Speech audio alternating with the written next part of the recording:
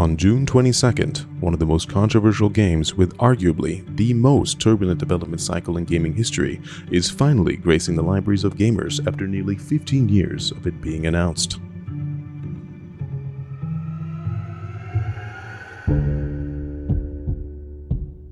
Six Days in Fallujah is a first-person tactical shooter depicting the intense battles that took place during the Second Battle of Fallujah in 2004. The game has faced significant backlash, controversy, and conflicting perspectives. In this video, we'll explore the conflicting history surrounding the development of 6 Days in Fallujah and the controversies that have surrounded it. The Second Battle of Fallujah, also known as Operation Phantom Fury, was a major military engagement that took place from November to December 2004 in the city of Fallujah, Iraq. The battle was fought between coalition forces, primarily led by the United States and insurgent groups, including elements of the Sunni Islamist group Al-Qaeda in Iraq. The battle was launched in response to the growing insurgent presence and control in Fallujah, which had become a stronghold for anti-coalition forces. The objective of the operation was to clear the city of insurgents to re-establish control and restore stability in the region. The battle began with intense air and artillery strikes on known insurgent positions, followed by ground assaults led by the United States Marine Corps and other coalition forces. The urban warfare that ensued was fierce and brutal. It was characterized by street-to-street fighting, booby traps, sniper fire, and IEDs. Coalition forces faced significant challenges during the battle, including a well-entrenched and determined enemy, a dense urban environment, and the need to minimize civilian casualties. The insurgents used various tactics, including using mosques and civilian buildings as defensive positions, which further complicated the fighting. Despite the difficulties, coalition forces gradually gained control over the city, block by block, as they systematically cleared buildings and neutralized insurgent fighters. The battle resulted in heavy casualties on both sides, with estimates of several hundred insurgents killed and dozens captured, along with a significant number of coalition forces killed or wounded. The Second Battle of Fallujah is regarded as one of the bloodiest and most intense battles of the Iraq War. Its outcome was seen as a tactical victory for the coalition forces as they successfully regained control of the city.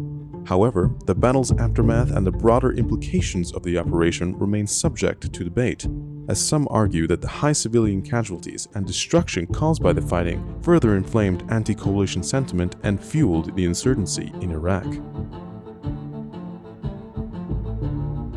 6 Days in Fallujah was originally announced in 2009 by developer Atomic Games.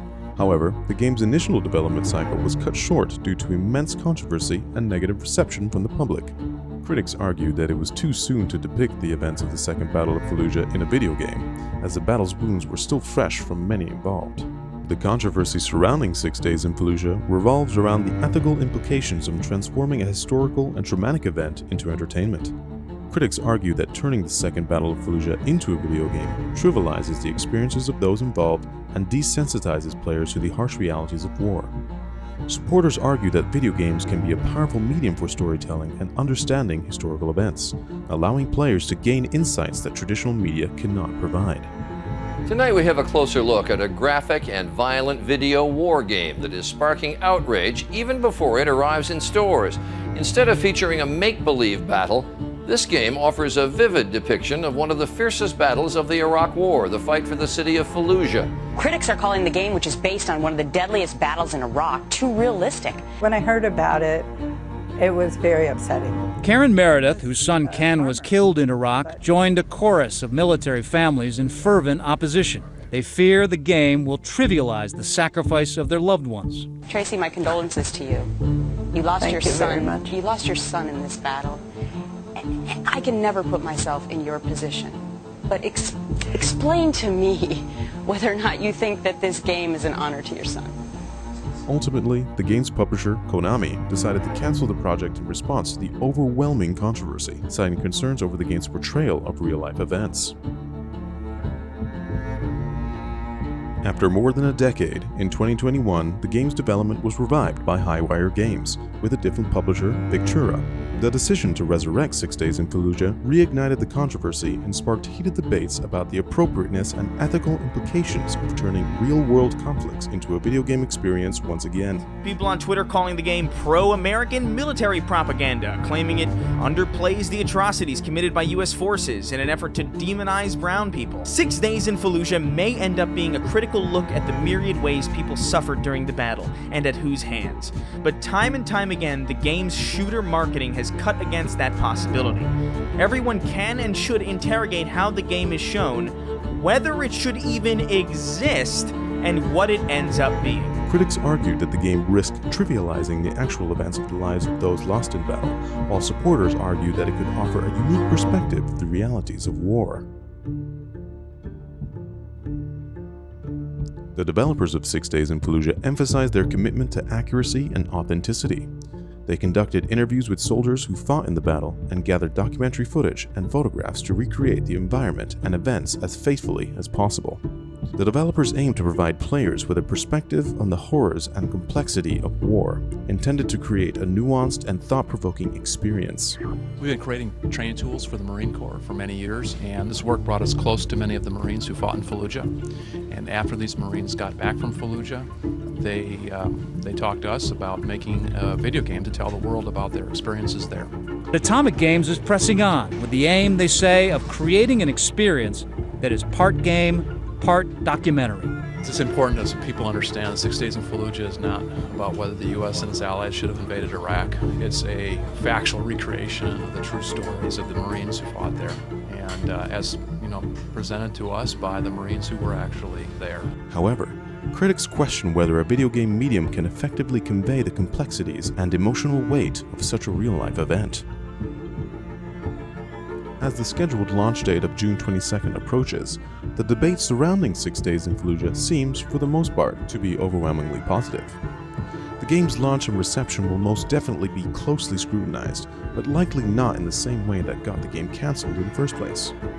The debate surrounding the game today is less focused on traumatic events of a recent conflict, but more so on the game's ability to perform well in an increasingly demanding and saturated gaming industry.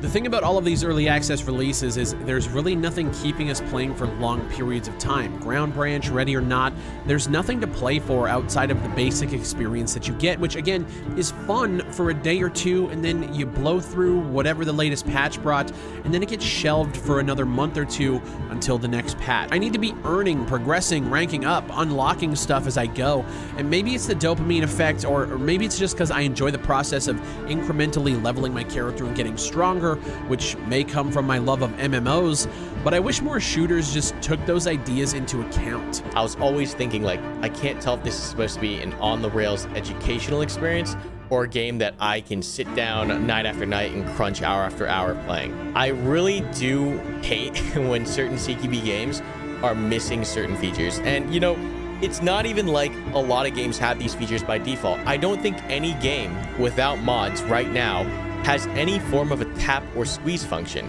In Arma, in Ground Branch, in Ready or Not, like any of those solutions, they're all modded in, whether it's through Ace or it's through Ready or Not's Tappy mod, which is a really cool mod. So I don't know, in a game like this where you want to kind of play authentically and you want to lean on, you know, whether you're appealing to vets or people who do enjoy CQB, I think you need to offer them the tools to be able to execute those actions as authentically as possible. The conflicting history of 6 Days in Fallujah demonstrates the challenges associated with creating video games based on real-world events, particularly those of a recent and continuous nature. The controversies surrounding the game highlight the ethical considerations, historical interpretation, and potential for trivialization that accompany such projects. The launch and reception of 6 Days in Fallujah will undoubtedly shape future discussions on the role of video games in portraying war and the responsibilities of developers in handling delicate subject matter in an increasingly hypersensitive and soft world. When it's done, it could be among the most historically accurate and controversial war games ever made.